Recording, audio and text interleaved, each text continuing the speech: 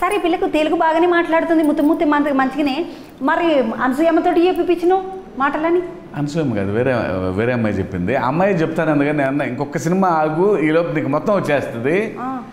ఇప్పుడు పట్నం క్యారెక్టర్ అంటే ఆ అమ్మాయి చెప్తే బాగుండే, కానీ మన భాష రావాలంటే ఇప్పుడు మీ లెక్క మాట్లాడాలంటే అంత మేము ఊళ్ళకేంచి వస్తాం కాబట్టి మేము ఇట్లా మాట్లాడతాం. మరి అలా మాట్లాడాలంటే కష్టం, చాలా నేర్చుకోవాలా, చాలా సమయం పడుతుంది. సో ఇంకొక 2-3 సినిమాలు చేస్తే అమ్మాయి మీ లెక్కే శుభ్రంగా మాట్లాడుతుంది. అంటే ఇప్పుడు ఈ పిల్లకు అనసూయమ్మ చెప్పలేదా సార్ డబ్బింగ్? లేదు, ఎవరు వేరే చెప్పిన. నాకు అనసూయమ్మ రంగస్థలంలో చెప్తుంది కదా, అది అట్లనే కొట్టింది. అట్లా బుడ్డరి ఇడిచిండ్రు కదా సార్, ఇంక రూపమే మన అయ్యేది వచ్చింది కానీ రక్తం రాలేదే అంటది. అనసూయమ్మ గొంతోలే అంటే మనిషే కొంచెం బాగా ధైర్యం ఉన్న పిల్ల. సినిమాలో పాత్ర అలాంటిది అమ్మాయిది, తంగం అని బాగా కొంచెం దూకుడు ఎక్కువ అమ్మాయికి. సో ఆ గొంతు కూడా అలా ఉండాలని చెప్పి వేరే ఒక అమ్మాయితో చెప్పించాం. సార్ ఇంట్లో సినిమాలో కత్తులన్నీ తయారు చేయించినాం.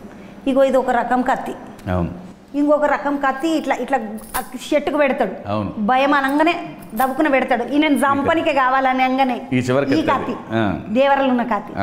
ఈ కత్తులన్నీ డిజైనింగ్ చేయించినవా సార్? నువ్వు ఎప్పుడన్నా వేసుకుంటావా? మా ఇంట్లో మా శ్రీ ఇట్లా వేస్తాడు కత్తులను, బొమ్మలు దించుతాడు వాడు ఇట్లా. అంటే ఈ కథలో ఏంటంటే వీళ్ళు దేవుణ్ణి పూజించరు, ఆయుధాలను పూజిస్తారు. అంటే నీళ్ళను పూజించుడింటిని, గంగమ్మను పూజించుడింటి. కానీ వీళ్ళు అంటే మనకు కూడా పూర్వం మన పనిముట్లను పూజించేవాళ్ళు. మనకి దసరాకు చేసుకుంటాం కదా సార్, వాళ్ళ పనిముట్లు ఆయుధాలే, కత్తులు కటార్లే వాళ్ళ పనిముట్లు. ఎందుకంటే వాళ్ళ పూర్వీకులు యుద్ధంకు పోయారు. సో వాళ్ళ పూర్వీకుల యుద్ధ ఆయుధాలే వాళ్ళకి దైవంతో సమానం. సో వాటిని జాగ్రత్తగా వాడుకుంటూ, కాపలా కాసుకుంటూ, వాటినే పూజించుకుంటూ, సంవత్సరానికి ఒకసారి వాటికి పూజ చేసుకుంటూ ఉంటారు. సో ఈ సినిమాలో ఆయుధాలు కూడా ఒక పాత్ర. అందుకనే ఆయుధంకి చాలా పెద్దపీట వేసాం ఈ సినిమాలో. అందుకనే సినిమా పేరు కూడా ఆయుధాలతో చేసాం. ఇవన్నీ కత్తులే. ఇదొక కత్తి, ఇదొక కత్తి, ఏలో కత్తి, 6లో కూడా అన్ని కత్తులే. సో ఏలో 2 కత్తులు ఉన్నాయి, వీలో 2 కత్తులు ఉన్నాయి. నేను ఈల ఇట్లున్నది సార్, నడుము ఇట్లా చిన్న చేతిలో పట్టుకొని పొడిస్తే కథ పొడిచే కత్తి.